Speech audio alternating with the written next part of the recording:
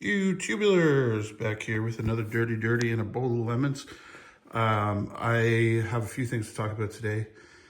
First one being the big gold bracelets back. I'm wearing both. My buddy Almas's that he got me in India, which is the smaller one on the front here, and the big boy from Royal Dubai Jewelers, which they added a link to. So now this is 55.7 grams.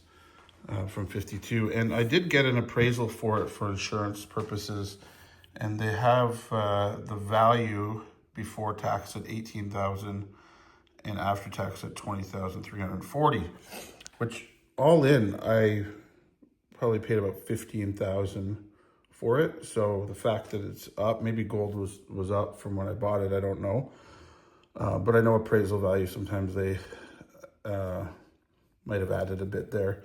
But it's nice to have it back, and it's heavy having both of these on here. The other thing I want to talk about is Italy released their first bullion coin. And these are hard to find and expensive. The only place I could find this was eBay, and I ended up getting two of them. They're not cheap. They're about $111 Canadian for 1 ounce. So definitely a numismatic play. But the mintage is fairly low. I want to say around 30,000. I can't totally remember. Flora, 1 ounce, AG 999. A nice looking coin, and it's got a little bit of concavity to it on the front here. I don't usually buy coins on eBay. It's the only place I could find this one, and I did get it verified. And yeah, it is 3.9 silver and weighs 31.18 grams. I do have a second one, which I'm going to flip. It also doesn't have a reeded edge, which is neat. It's similar to the Austrian Philharmonic. Love this one. Again, don't recommend stacking these, but for the collector in me, I haven't bought a collector piece in a while, so I thought I was due. Then I did a small silver gold bowl order with the dip. Here it is. So let me take out of the package here. Just a small one, and a bit of a numismatic play on some of this too. I think this is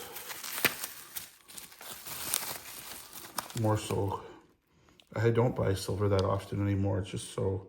I've been buying Dolly Varden silver stock, but the physical, I'm over 1,000 ounces of silver now, and it's getting hard to store.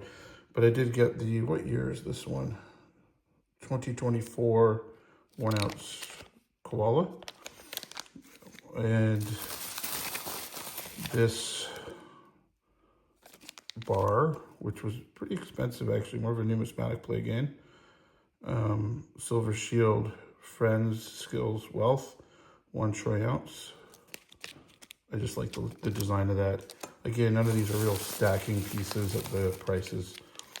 And then this is the Kookaburra, and it's the 35th anniversary, and it's a 2025. I don't have one of these, so thought it was neat. I do have a couple of the 2024 koalas, but thought I'd get another one.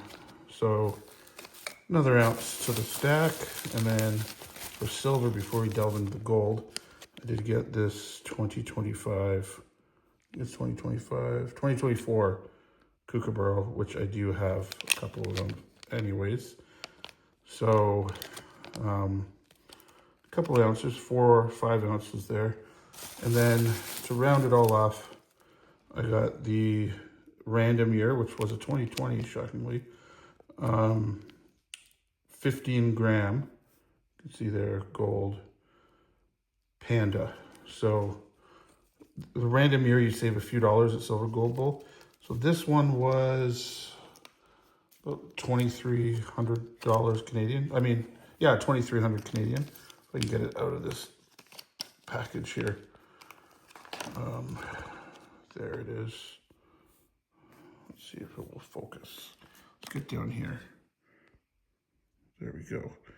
15 grams. So this completes the all sizes for me of the pandas in both the ounce size, so 1 ounce when they did it before they went down to the gram, as well as the gram size. So that would be the 1 ounce panda, the half ounce panda, the quarter ounce panda, the 1/10 panda, and the 1/20th. And then for the gram size, it's the 30 gram, now the 15, the 8 gram, the 3 gram, and the 1 gram. So that completes that. So yeah, with these, as I said, with the stock market being a little bit unpredictable, so to speak, just like the metals can be unpredictable. I lost money, then made it, then lost it, then made it. So I haven't really been skimming profits. So this just came out of my savings account that I have. I call it my fun money account, where I buy cigars and bullion and trips and anything like that. Fun money account, which I suggest everybody have. Actually, one of the things I do is I have two different banks. One bank is my mortgage and investments, and the other one is a separate bank. The first one, mortgage and investments, is RBC. And then I use Bank of Montreal, which has my kids' accounts in it, so I can funnel money to them, as well as fund money in there and emergency money. So most of that is just in savings. We do have a little bit in TFSA, RRSP, because you can open multiple of those accounts.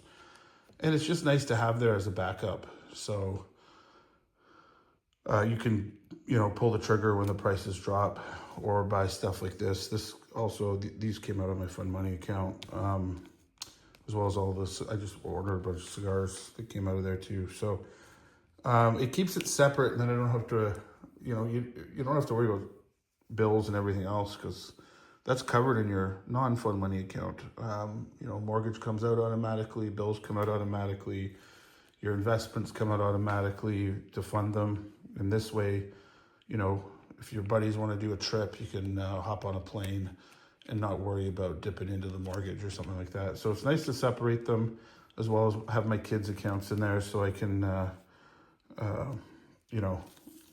fund their money.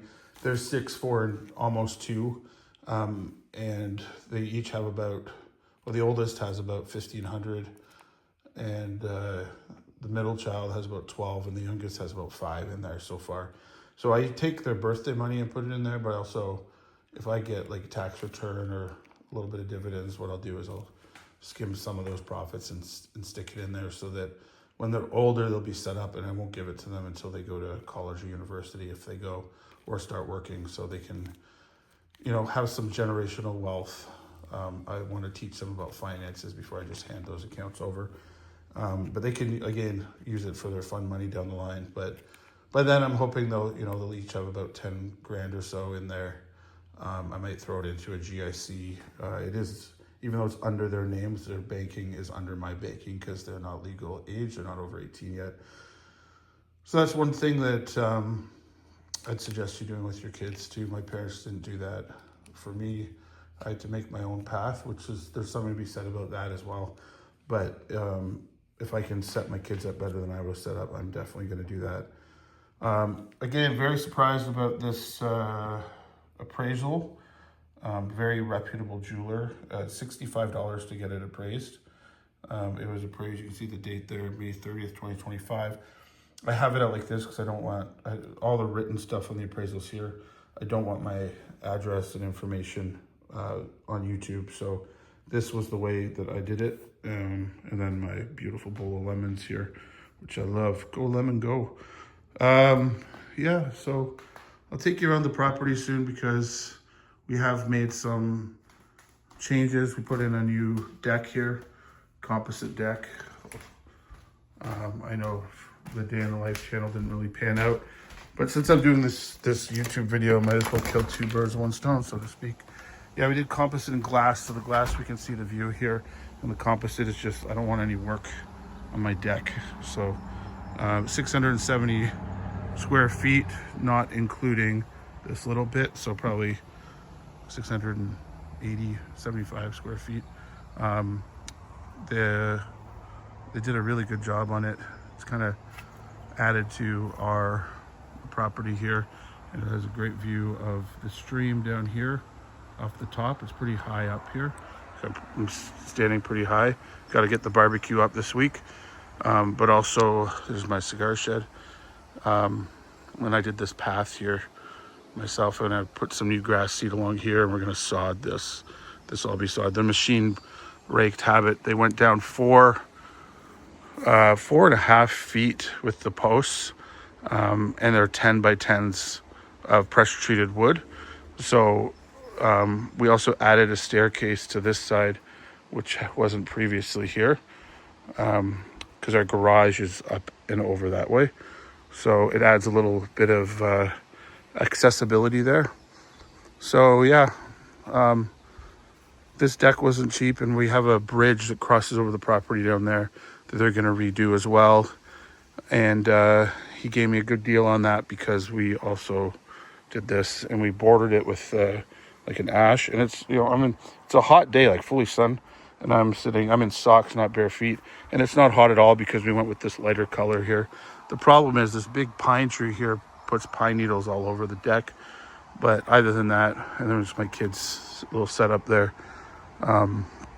Pretty happy with it. Like the glass, doesn't really get as dirty as I thought it would, and ended up burying the downspout right there, and it comes up here just to give it that cleaner look. So yeah, it's I'll walk around the perimeter. You'll see down here we have to add some grass seed down here because of the machine. We planted some hostas there, but this used to all be grass all the way back. This is actually a smaller deck than what we had before. The last deck was cedar and quite a bit bigger, and it actually went, I'll show you. You can see one of the posts down here. It was so big, it went, there's one of the posts right there. It covered this whole area here, so there was never grass here. So we have to grass that up as well.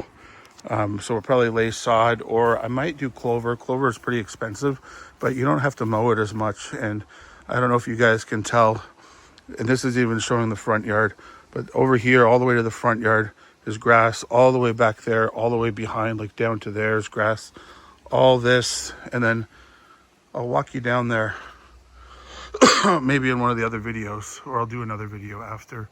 All this is grass, and it's actually really wide, like from there to here wide. You can't tell because of the reeds. And then there's a path that goes through there, which is all grass. So if you're mowing this, and I do have a ride-on mower, it takes a lot of time to mow this all. Even with the wide ride-on, I think it's a 48-inch or 52-inch mower base, and I can spend a solid hour doing that. So, and then up here we gotta get the weeds out here. There's some plants that we have to dig and replant, and then some of this is weeds. My wife's garden is up here and down here. And a lot of these stones on this path we found because over here, way over here, the guy we bought it from was going to build a workshop, so he started piling stones to lay a base. So most of that's free, just stones I found on the property, and then this upper part where the steps are I bought from Home Depot. So yeah, just thought I'd show you that. I know it's not a bullion-esque topic there, but this deck is one of the reasons why it might be, and the bridge over that's going to go down there, because it's kind of falling apart, the old one. So one of the reasons my metals hasn't been as high. I'm very open with certain finances, and I'm going to let you know this deck costs $70,000, and we don't like debt, so we paid for it, and that's why that ate into a lot of things we wanted to do with metals. So it's also safer for my kids. The other deck didn't have a railing like this. It was like a bench that went all the way around. See if I can swing up some pictures of that. I should have done a video of that. Earlier videos, you might be able to see some of it. But that's one of the reasons we redid this. It's safety, and also there's no work. The other deck you had to sand and varnish every year. So this allows us to not have to do that. One less thing to do. Plus it opens up the views, across here, and all around, which is nice. Okay, YouTube, see you in the next one.